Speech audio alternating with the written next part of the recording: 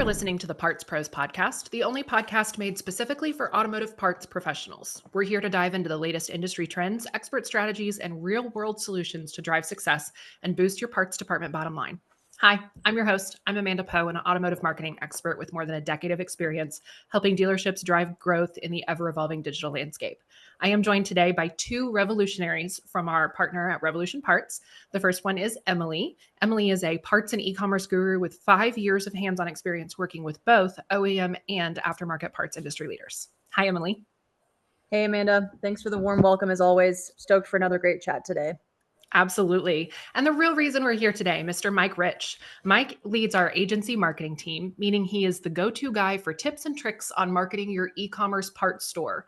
Mike has been with Revolution Parts for 5 years, working with OEM and dealership clients to build strategies and drive part sales and increase revenue. His team drives over $300 million in GMV for virtually every automotive brand nationwide. Before Revolution Parts, he spent more than a decade in B2C marketing across multiple industries. So I would say he's a little bit qualified to be here. Hi, Mike. How are you today? Hey, I'm doing great, Amanda. Thanks for having me. Absolutely. We're so glad you're here. As a marketer myself and Emily as a marketer as well, I want to talk about parts marketing today. I really just kind of want to dive in and get everybody's opinion and everybody's take on some things that are going on in the industry today from a marketer's perspective. So today we're going to cover all things parts marketing and maybe even a little bit automotive marketing mixed in there as well. So for the very first thing, Mike, tell us a little bit about yourself, your background, your experience, anything you want to share with our audience. Yeah, so 5 years with Revolution Parts, as you mentioned, helping dealers and OEMs really grow their parts business. I'm a parts guy at heart too. When I'm not at work, I'm in the garage wrenching and online buying parts. So I am my own best customer at the end of the day at times. But no, I just really enjoy, getting out and, talking about parts commerce and helping, dealers and OEMs kind of grow into e-commerce. It's a place in the industry where the OEMs and the dealer world is a little bit slow to adopt e-commerce, but the past 4+ years we've seen a lot of rapid growth, and it's really exciting to be at the forefront of that opportunity. Absolutely. It's an excellent industry, well, albeit expensive industry to be in if you're an automotive enthusiast. I can only imagine what happens on Amazon and eBay when you get home at the end of a long day. But it's a great industry to be in. So as a marketer, I know that this question's a little bit loaded. I want to talk about your top tips for effectively marketing your parts department. Now, you probably have 40 or 50 or 60. You could talk for a while. So let's stick to the top 1, 2, 3 topics that you really think are the best tips for somebody who wants to get into marketing for their parts department. Yeah, it's a great question. So my number one tip really is usually if you're going to start up a new parts e-commerce site, or really any e-commerce site, to find an e-commerce agency that can assist you with that parts marketing. While it's not easy, while it's possible to market parts yourself, it is difficult. And there's a lot of learnings you'll have to take and a lot of money you'll have to spend along the way to get those learnings. And at the end of the day, you probably won't get as far as you would if you went with an experienced kind of e-commerce agency. We have a lot of dealers we work with that will sign up for Revolution Parts and want to start by either doing the marketing themselves. Sometimes the dealership even has a marketing organization inside of the dealership already. What we typically find is when a dealership has a marketing org already, it's usually a lead gen type marketing org. By lead gen, I mean it's an organization that's used to driving traffic and getting people to fill out a web form or schedule service. There's a big difference between getting someone to fill out a form or to schedule service and pull their credit card out and buy something over the website.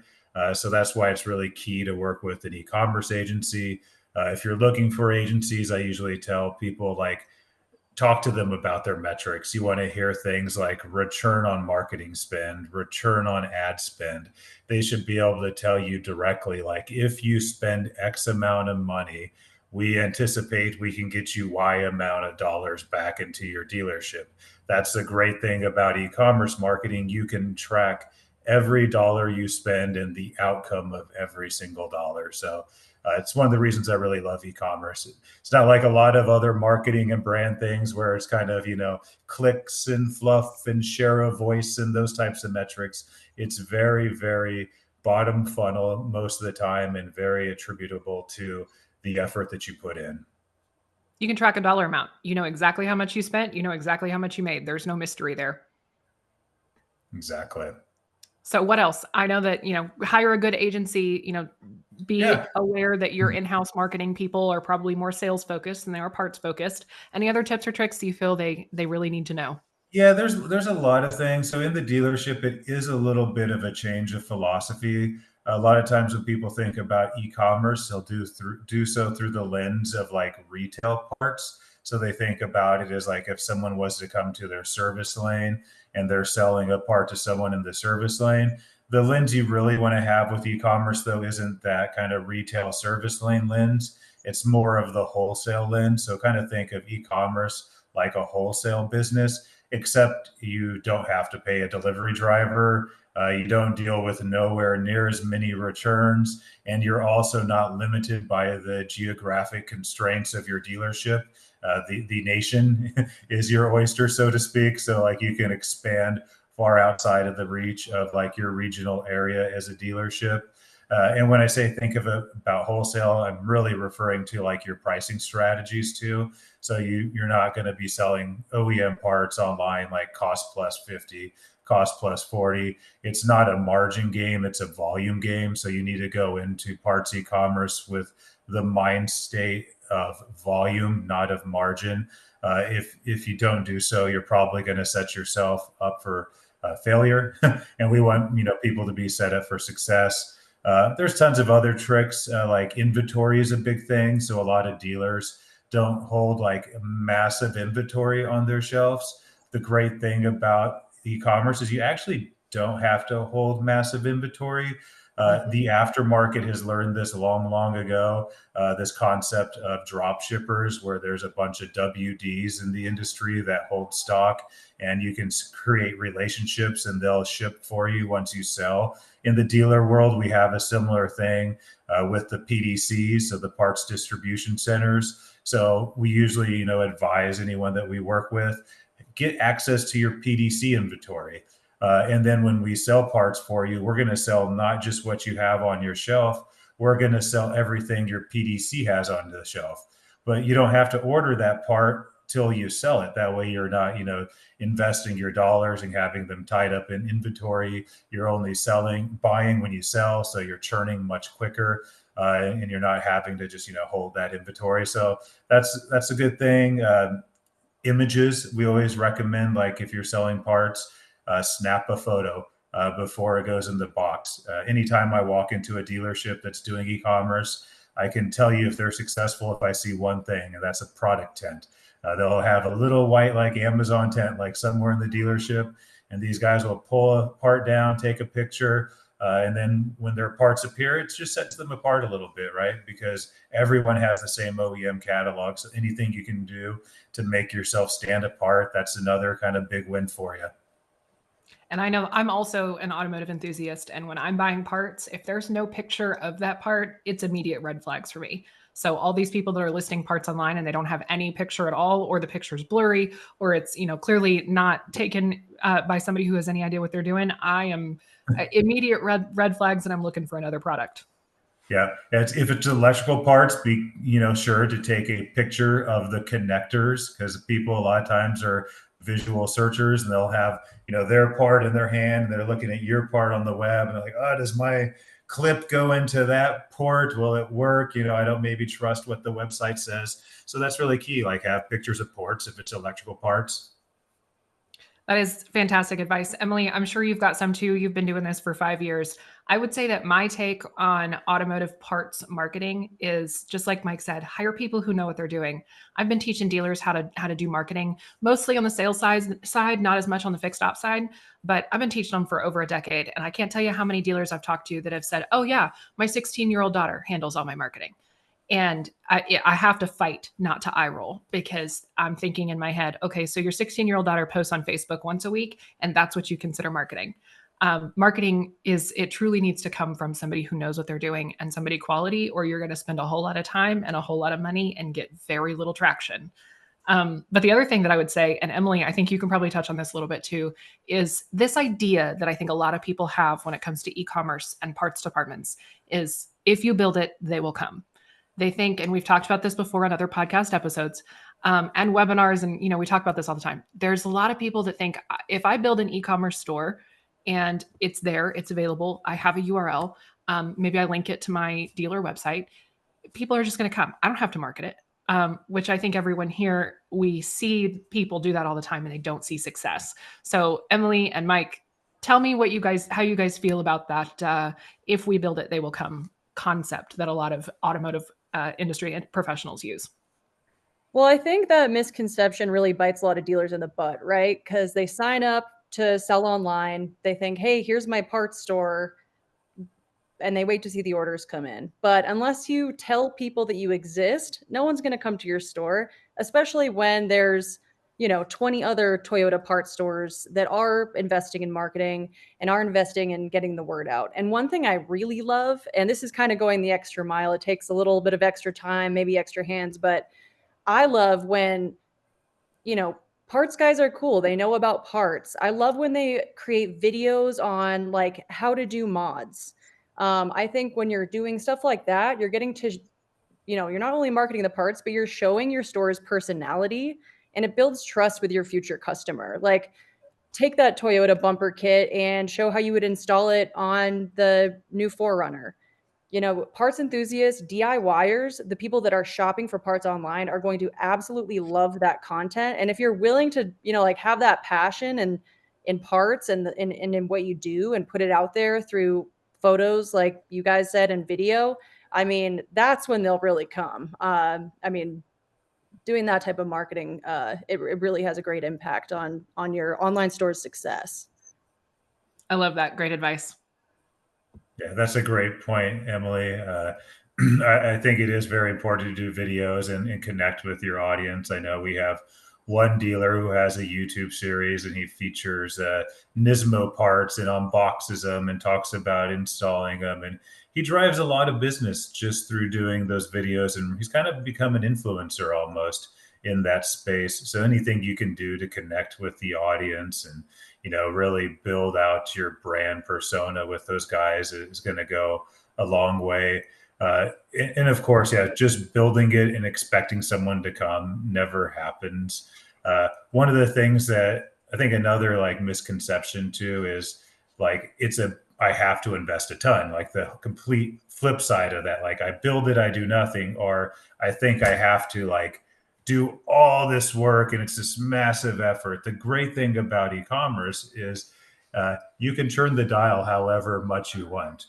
So if you want to just get started with your existing staff and maybe you have a target of, selling $20,000 a month, you can start like at that level and you can just invest a little bit and you can slowly grow and build a business.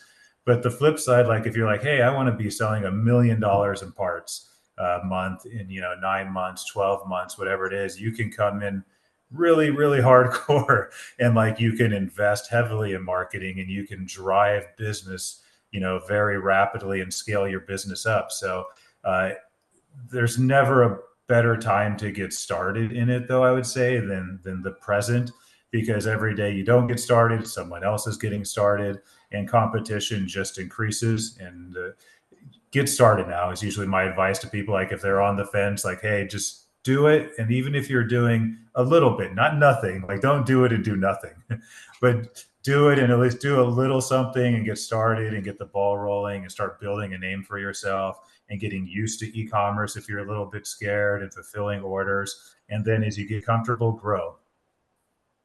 Absolutely. So for dealerships looking to grow part sales, how can they use social media to reach the right audience without overspending, kind of bridging off of what you were saying, Mike? Yeah, so social media is an interesting channel for part sales. I will say it's not the first channel we typically go down from a parts commerce perspective, because parts commerce, at least on the OEM side, a lot of it is more so focused on replacement parts. So you're capturing a lot of like pent up demand. Someone's alternator breaks, their starter goes out. So they're searching for those things. Whereas social media is better suited for like the accessory side or the performance side. The example I gave earlier was a guy who's very into performance parts. And that's going to be a little bit more of the isolated type of examples. But like if you are heavily involved in, accessories, you want to sell a lot of accessories, social is a great place to do audience segmentation based on makes and models in years, and then knowing what accessories these audiences may have left the dealership with, and then retargeting them with the most popular accessories to get them back in. Likewise, like on performance parts, you can build audiences, or you can do videos on these different parts and how they get installed, and just get them in front of the buyers. A lot of times, those parts too, I will say, can take a little bit longer to convert than the replacement part, because replacement part is a need. The performance part, the accessory is more of a want. So you might need to do a little more marketing, and it's probably a little bit longer of a buying cycle to get that conversion there. But you really, at the end of the day, you want to kind of cover your bases and target all of those things. But we usually will start first with parts and then expand out into performance and accessories. I've always called social media buyers window shoppers. They're going to buy eventually, maybe, probably, but they're not going to buy quick. And you got a whole lot more competition with window shoppers than you do with the people who are actively searching. Like, hey, my brake pads just went out. It started squeaking. I need brake pads now. Yep. All right, last question, Emily. You got anything you want to? Any input you want to give on that one? I feel like you guys covered it. Okay. So this one's kind of a hot button topic, but I think it's a really important one. What are the common mistakes that you see parts departments using when it comes to trying to market either their online parts store or just marketing parts in general? I think we covered a lot of them. One, we mentioned earlier, thinking they can do it themselves. Two, thinking that the agency they already have can do it. We've seen large corporations too do this, like with big brand agencies, thinking they could like do e-commerce marketing and lose, hundreds of thousands of dollars, trying to figure it out. That's probably the big things. Like it's really around marketing, like thinking they either don't have to do anything, or thinking they can do it with like the existing resources that have no experience in it.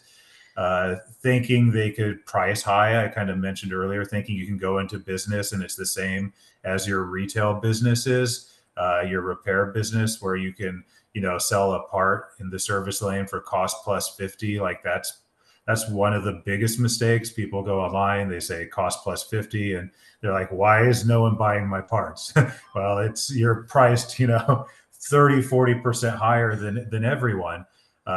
Only marketing the inventory on their shelves. I talked about that earlier. That's a big mistake for a lot of dealers. They'll go in and think, hey, I have this little selection, and you can be successful there too. Like if success is defined to that selection, but if you really want to grow, you do need a larger kind of set of inventory. So not relying on, additional ways to like increase their inventory count. Not Customer service is a big mistake. So a lot of times the dealers or the sellers are not used to like, us as online shoppers and buyers, all of us, even the dealers we're talking about, like we've come accustomed to like that Amazon type service. So like you buy something, you expect it to ship quick, get an email quickly, be made aware of what's going on with your order. So like having poor customer service like is a big mistake we see a lot of times, where the dealers or the sellers don't communicate, or they just cancel. So a handful of things. Hey, those are all fantastic pieces of advice. I know that I have about 100 more questions for you, Mike, but we are out of time for today. So let me just throw this out there. Partsprospodcast.com is our website. And if you go to our website, there's a form there where you can sign up for notifications and leave us a little note. If you've got questions for Mike or more marketing questions you want us to answer, leave us a note there. Let us know what you want to hear about from us, from Mike, about marketing in general. And we'll go ahead and have you back again, Mike, for another episode once we get a list of questions from our listeners. Does that sound good? Awesome. Thanks, Amanda. Thank you so much for attending today and sharing all this great advice. That's all for this episode of the Parts Pros. Thanks for tuning in. For more information on the Parts Pros and our official e-commerce sponsor, Revolution Parts, visit partsprospodcast.com. Be sure to subscribe on Spotify, Apple, Amazon, YouTube, or wherever you listen to your podcasts, or at partsprospodcast.com so you don't miss our next episode. Thanks, and we'll see you next time.